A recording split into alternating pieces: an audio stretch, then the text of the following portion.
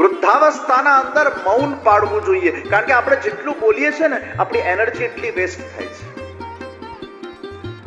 એવું કહેવાય છે કે 3-4 કલાક આપણે એક ધાર્યું બોલીએ તો 8 કલાક પેલો તડકામાં મજૂર જે કામ કરે એની જેટલી એનર્જી જાય એટલી આપણી એનર્જીનો વ્યય થઈ જતો હોય છે. એટલે મૌન, એનર્જીને સંગ્રહિત કરો અને તમે મૌન રાખશો ને, you will feel more energetic from inside.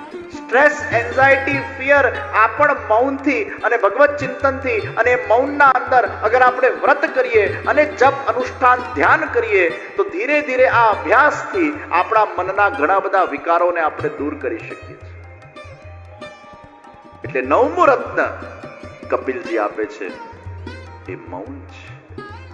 મને એક વૃદ્ધ વ્યક્તિ મળ્યા અને મને કહેવા લાગ્યા કે હવે આ વૃદ્ધાવસ્થાના અંદર પરિવારજનો સાથે આપણે રહેતા હોઈએ તો સુખી કઈ રીતે રહેવું. એટલે મેં એમને 4 મુખ્ય સૂત્ર આપ્યા. આ 4 વસ્તુનું તમે ધ્યાન રાખો તો તમે સુખી થઈ શકશો. પહેલું, અગર પરિવારજનોના સાથે રહેતા હોઈએ, જોઈન્ટ ફેમિલીમાં હોઈએ, તમને શું ધ્યાન રાખવાનું? સૌથી પહેલું, વણ માંગી સલાહ આપવાનું બંધ કરી નાખો.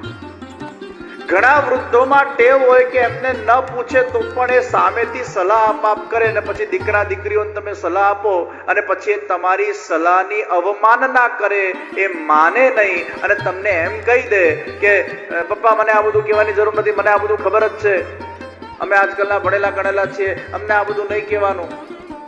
અને ક્યાંક તમારી અપાયેલી સલાહ અગર માન્ય ન થાય તો તમને કદાચ બહુ દુઃખ પહોંચશે. અથવા સમજણ આપવાની પણ એક પદ્ધતિ હોય, કોઈ દ્રષ્ટાંતના માધ્યમથી વાતના અંદર બહુ સરળતાપૂર્વક તમે તમારી જે રીતે વાત કહેવા માંગતા હો એ કહી શકો છો.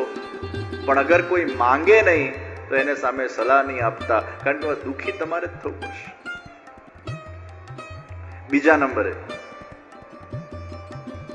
ઝીણી ઝીણી વાતોને મન પર નહીં લેતા. વૃદ્ધાવસ્થાના અંદર ઝીણી ઝીણી વાતોને અગર આપણે મન પર લઈશું તો છેલ્લે ક્યાંક દુઃખ જ ને દુઃખ પ્રાપ્ત થશે. લીંબોડી પણ ખરતા પહેલા મીઠી થઈ જાય છે. વૃદ્ધાવસ્થાના અંદર તો મીઠાશ આવી જોઈએ, વૃદ્ધાવસ્થાના અંદર સરળતા આવી જોઈએ, અસંતોષ ના આવવું જોઈએ. ઝીણી ઝીણી વાતને મગજ પર લેવાનું છોડી દો. ત્રીજા નંબરે, તમારા પોતાના કાર્યમાં, તમારા ટાઈમ ટેબલમાં તમે આખો દિવસ વ્યસ્ત રહો, પોતાનામાં વ્યસ્ત રહો, પોતાના કાર્યોમાં વ્યસ્ત રહો. વ્યસ્તતા એ બહુ આવશ્યક છે. જ્યાં નવરું પડે વ્યક્તિ એટલે જાત જાતના વિચારો એનામાં ચાલુ થઈ જાય, નેગેટિવિટી ચાલુ થઈ જાય, ખોટા લાગવાના પ્રસંગો ઊભા થઈ જાય, નાના નાના વિષયના અંદર એને પછી એનું ચિત્ત એ વિક્ષેપિત બની જાય. કારણ કે આખો દિવસ તમે નવરા બેઠા રહો એટલે નવરાશના અંદર પછી તમારા વિચારો હિલોળે ચડે અને પછી તમને ઝીણા ઝીણા વિષયોનું ચિંતન થવા લાગે, કમ્પેરિઝન થવા લાગે, ભૂતકાળમાં ભવિષ્યના અંદર મન તમારું ડોલવા લાગે. એના કરતા વ્યસ્ત રહો અને વૃદ્ધાવસ્થાના અંદર તમે વધુને વધુ તમારું જે પેશન હોય, તમારી જે રુચિ હોય, જે પ્રવૃત્તિ તમને ગમતી હોય એ પ્રવૃત્તિના અંદર તમે તમારા ચિત્તને લગાડો. એ સત્પ્રવૃત્તિ કરતા કરતા, સત્કર્મ કરતા કરતા, સ્વાધ્યાય કરતા કરતા, સ્મરણ કરતા કરતા તમે તમારું આત્મકલ્યાણ કરો. તમે બધામાંથી ચિત્તને બહાર કાઢો. કોઈની લાઈફમાં ઇન્ટરફિયર નહીં કરો, કારણ કે તમારો હવે સમય પૂરો થવા આવ્યો છે. તમે અગર બીજાના લાઈફમાં ઇન્ટરફિયર કર્યા કરશો અને બીજાની લપમાં તમે લપ કર્યા કરશો તો જપ ક્યારે કરશો?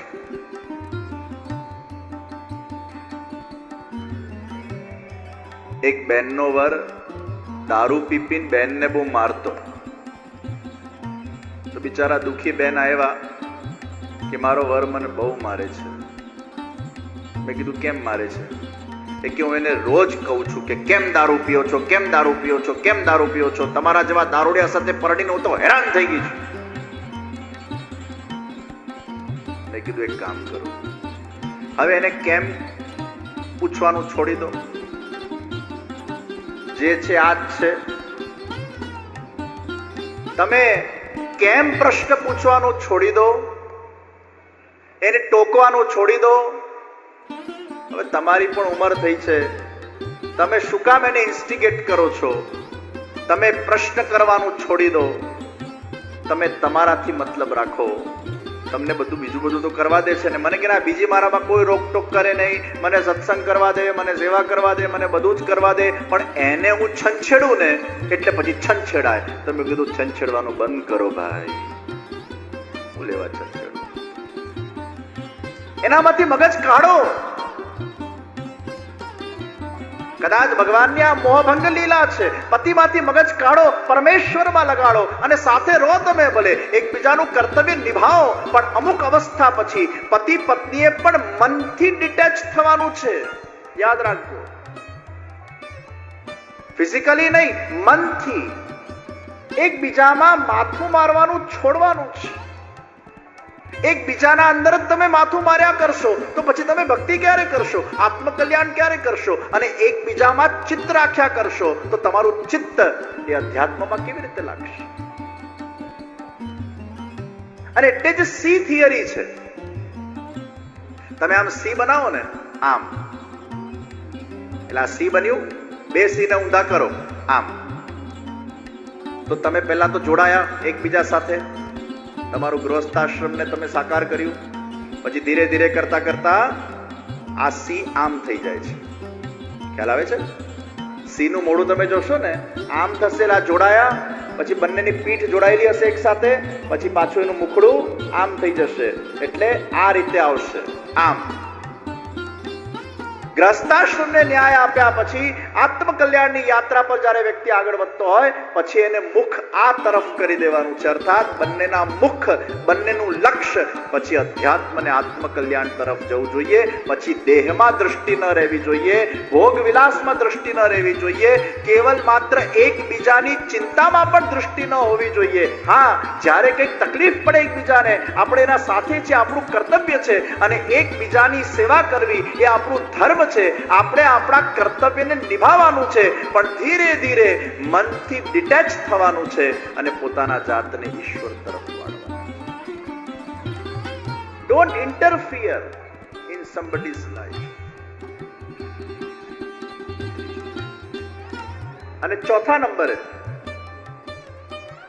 જે કપિલજીએ કીધું, મૌન રાખો. બને એટલો સમય મૌનમાં ગુજારો. આ સૂત્રોને આપણે આત્મસાત કરીને, આ નવરત્નોને આત્મસાત કરીને આપણે આપણા જીવનને ધન્ય બનાવી શકીએ છીએ. મનુષ્ય દેહ બહુ કષ્ટથી આપણને મળે છે. આપણે જ્યારે ગર્ભના અંદર હોઈએ છીએ, મલમૂત્રના અંદર હોઈએ છીએ, અને એ વખતે એ વિકારોના વચ્ચે અતિશય કષ્ટમાં આપણે આપણું જીવન જ્યારે કાઢતા હોઈએ છીએ, અને એ વખતે આપણને બધું જ યાદ આવે છે. કેટલા આપણા જન્મો થઈ ગયા, કયા આપણે કર્મો કર્યા.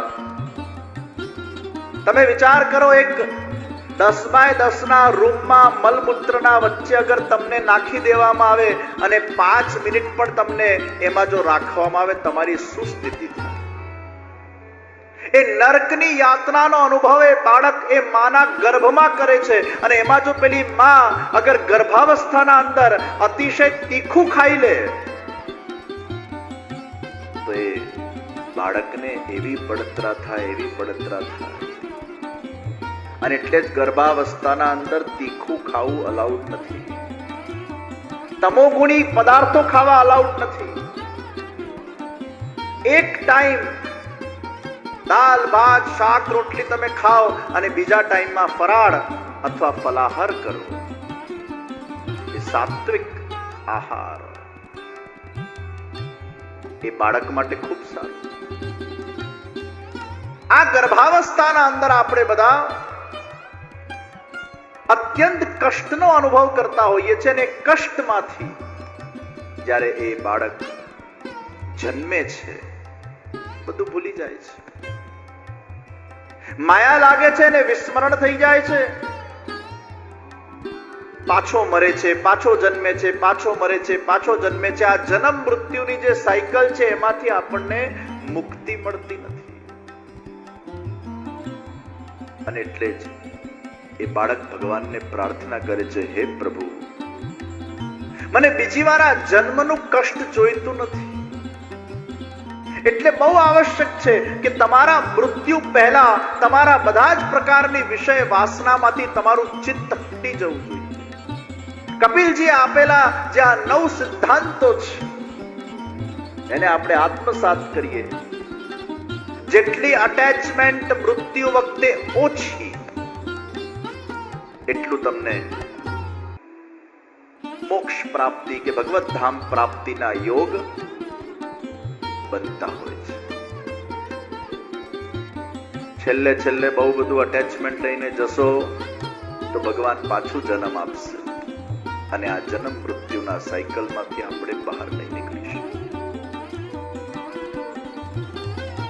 કપિલજીએ દેવહૂતિજીને જ્ઞાન પ્રદાન કર્યું, આખો ધ્યાનનો પ્રકાર એમને સમજાવ્યો, કઈ રીતે આસન સિદ્ધ કરીને પ્રાણાયામ કરતા કરતા શ્વાસો ઉપર ધ્યાન કેન્દ્રિત કરીને કઈ રીતે ભગવાનના દિવ્ય સ્વરૂપનું ચિંતન કરવું અને કઈ રીતે એમાં ચિત્તને ચોંટાડવું, એની આખી એક સુંદર વિધિ કપિલજીએ દેવહૂતિજીને समझाई है।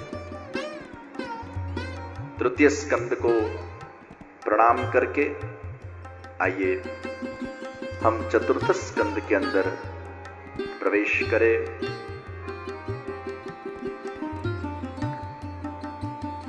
मनु અને શત્રુપાના ત્રણ દીકરી આકૃતિ, દેવહૂતિ, પ્રસૂતિ.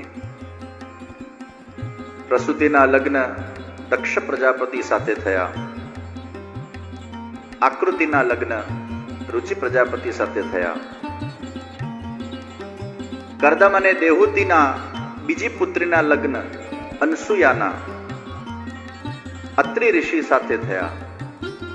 અત્રિ ઋષિના ત્યાં ત્રણ પુત્ર થયા: ચંદ્ર, દુર્વાસા અને દત્તાત્રેય.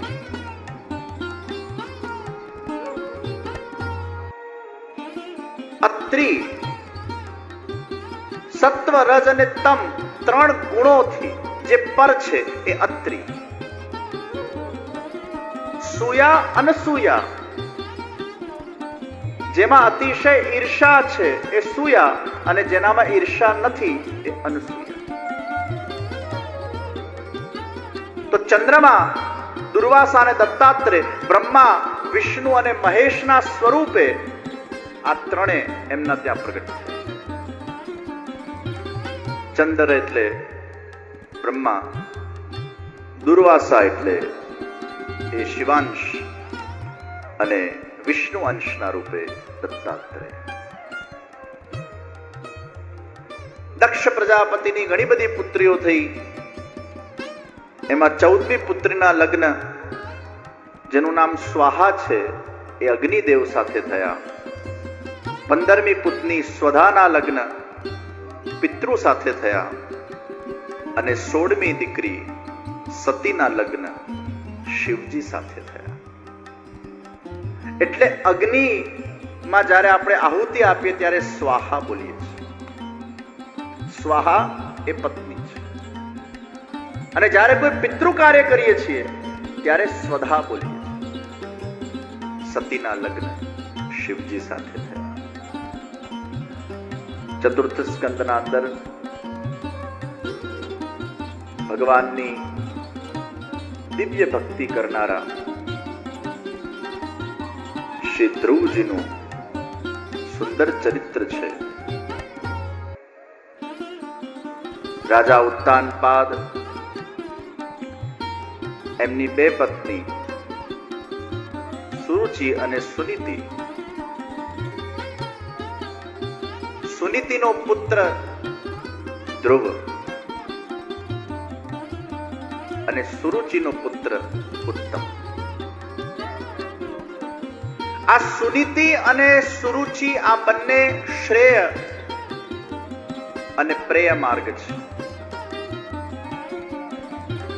જીવનના અંદર જે શ્રેય છે એ ઘણીવાર આપણને સારું નથી લાગતું.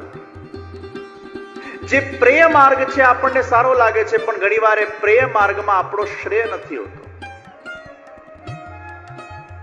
ખાવા પીવાની જ અગર આપણે વાત કરીએ તો મેગી, ફાસ્ટ ફૂડ, આ બધું શું છે? આ પ્રેય છે.